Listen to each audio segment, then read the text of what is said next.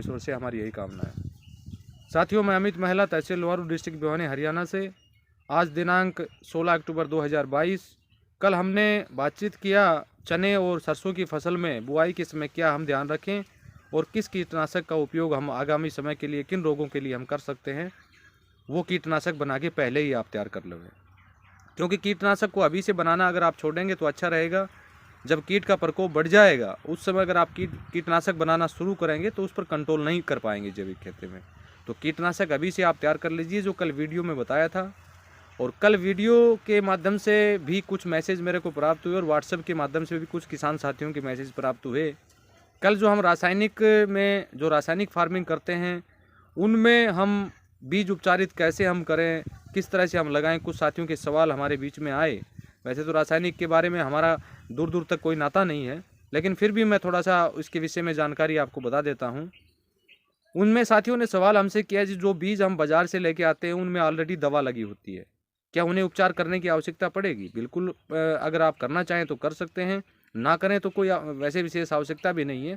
अगर आप करना चाहें तो वेस्ट डिकम्पोजर से उसको उपचारित नहीं कर सकते, क्योंकि वेस्ट डिकम्पोजर से अगर उसको उपचारित आप करेंगे तो वेस्ट डिकम्पोजर के अंदर जो भी सूक्ष्म तत्व हमारे हैं वो बिल्कुल ख़त्म हो जाएंगे, तो उसका कोई बेनिफिट आपको नहीं मिलेगा।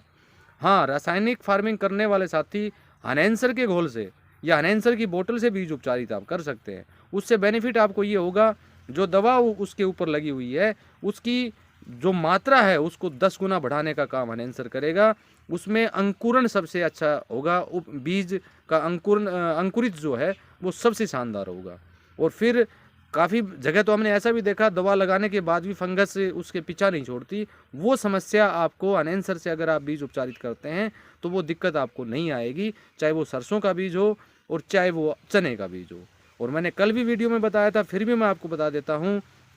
काफ़ी साथियों ने बार बार सवाल किया था कि 40 से 50 केजी अगर आपके पास बीज है तो उसको मात्र आप एक बोतल हनैंसर से बीज उपचारित आप कर सकते हैं, ज़्यादा आपको लेने की आवश्यकता नहीं है। और साथियों, मैंने पहले भी बताया था कि आप वीडियो में कोई ऐसे सवाल भी आप कुछ साथी करते हैं जो वीडियो में ऑलरेडी होता है, तो मैं बार बार आपसे निवेदन कर रहा हूं कि हमारे द्वारा जो बताया जाए उस वीडियो को पूरा देखने का काम करें, क्योंकि दोबारा कोई भी चीज़ हम रिपीट नहीं करते हैं वीडियो में।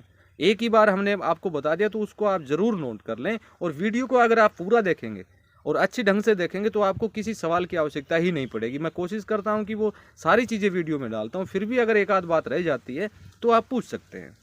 और साथियों, आज हम जो बात करने वाले हैं वो आलू की फसल में हम कैसे पैदावार अच्छी लें, आलू का बीज कैसे हम उपचारित करें, आलू के लिए कैसे हम मिट्टी को हम तैयार करें। इसके ऊपर वीडियो 2 या 3 वीडियो बनेंगे। प्रयास करूंगा 2 में ख़त्म करने की, अन्यथा 3 वीडियो आलू के ऊपर हमें बनाना होगा, क्योंकि आलू से संबंधित काफ़ी किसान साथी हमारे साथ जुड़े हुए हैं। और आलू की काफ़ी जगह खेती बहुत लार्ज स्केल पर भी होती है और छोटे स्केल पर भी करने का काम करते हैं। और अगर वेजिटेबल सब्जी के अंदर अगर हम बात करें तो आलू का अपना एक विशेष महत्व भी है। मोस्टली जगह हमने देखा है कि आलू की सब्जी तकरीबन लोग इसको खाने का काम करते हैं। तो आलू की पैदावार कैसे हम लें उसके विषय में हम बात करेंगे। सबसे पहले मिट्टी को कैसे आपको तैयार करना है उस विषय पर मैं आपको बता देता हूं। भूमि को अच्छी गहराई तक जुताई आपको करनी है, अच्छी ढंग से जुताई करनी है, चाहे 2 या 3 बार जुताई आप क्यों ना करनी पड़े, लेकिन मिट्टी बिल्कुल मखमल की तरह कोमल होनी चाहिए। और जो साथी वेस्ट डिकम्पोजर का उपयोग करते हैं वहाँ पर तो ज़्यादा जुताई की आवश्यकता भी नहीं होती है, क्योंकि वेस्ट डिकम्पोजर की वजह से मिट्टी में मुलायमपन वैसे ही आ जाता है, कठोरपन जो है वो बिल्कुल ख़त्म हो जाता है और नमी बरकरार रखने का काम तरल वेस्ट डिकम्पोजर वैसे ही करता है। उसके बाद जैसे भी आप मेड बनाते हैं, डोल बनाते हैं, तो डोल बनाने के बाद आलू को बीज उसके अंदर आपको लगाना होता है। तो मेड बनाने के बाद जब बीज के लिए आप जाएं तो बीज को उपचारित करने का तरीका क्या है वो मैं आपको बता देता हूं। आलू की जैसे बारीक जो भी आप 2 कटिंग करते हैं या 3 कटिंग करते हैं उसको पूरा वेस्ट डिकम्पोजर सोल्यूशन के अंदर आपको डाल देना है। आधे घंटे आपको आलू का बीज उसके अंदर रखना है। ये ध्यान से सुन लो फिर दोबारा, बीज वेस्ट डिकम्पोजर सोल्यूशन के अंदर आधे घंटे आपको रखना है। और आधे घंटे निकालने के बाद किसी भी तिरपाल के ऊपर या कोई बोरी की चटाई के ऊपर तो उसके आलू को फैला देना है। और वो धीरे धीरे जब सूखना स्टार्ट हो जाए तो हनैंसर की बोतल आपको लेना है और हल्के हल्के हाथों से पूरे आलू पर थोड़ा थोड़ा डाल आपको देना है और उसके बाद आलू की बिजाई आपको करवानी है। उससे बेनिफिट आपको ये होगा, मैं बार बार बताने का प्रयास कर रहा हूँ कि आलू के अंदर अंकुरण जो है, अंकुरित जो आलू होगा बहुत शानदार होगा। और दूसरी सबसे अच्छी बात ये होगी कि आलू के अंकुरण के साथ साथ उसमें कलियों की संख्या आपको बहुत ज़्यादा देखने को मिलेगी। यानी कहीं से अगर एक निकलता है रासायनिक में या दो निकलते हैं, लेकिन अगर वेस्ट डिकम्पोजर सॉल्यूशन और एनहेंसर के सॉल्यूशन के साथ में अगर बीज उपचारित करके आप लगाने का काम करते हैं तो उसमें कलियों की संख्या रासायनिक की बातें ज़्यादा होगी। ये बिल्कुल आप अब की बार नोट भी करके देखना।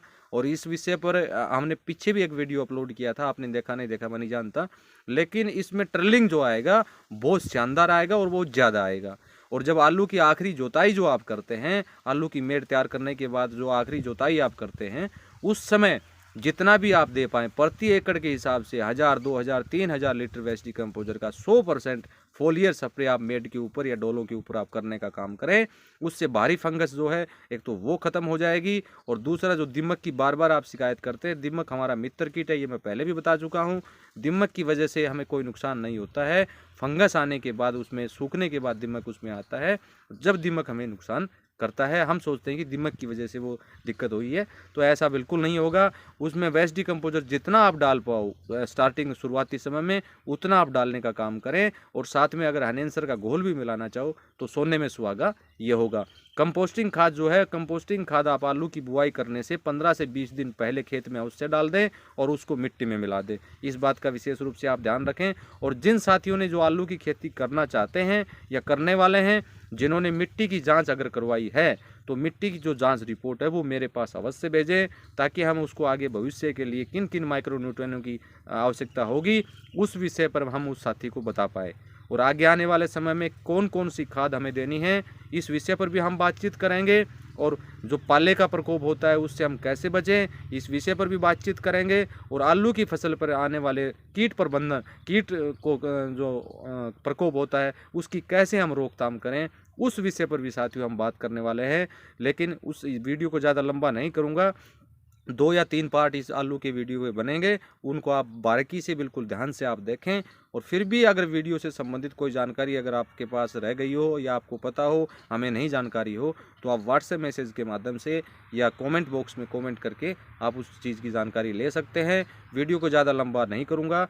तो जिन साथियों को वेस्ट डिकम्पोजर सॉल्यूशन की या एनहेंसर की या फीस अमृत की या एक्सपोर्ट क्वालिटी वेस्ट डिकम्पोजर की आई ड्रॉप की आवश्यकता हो, तो वीडियो पर दिए गए व्हाट्सएप नंबर पर मैसेज करके साथियों आप मंगवा सकते हैं। इसी के साथ नमस्कार, जय हिंद, जय भारत।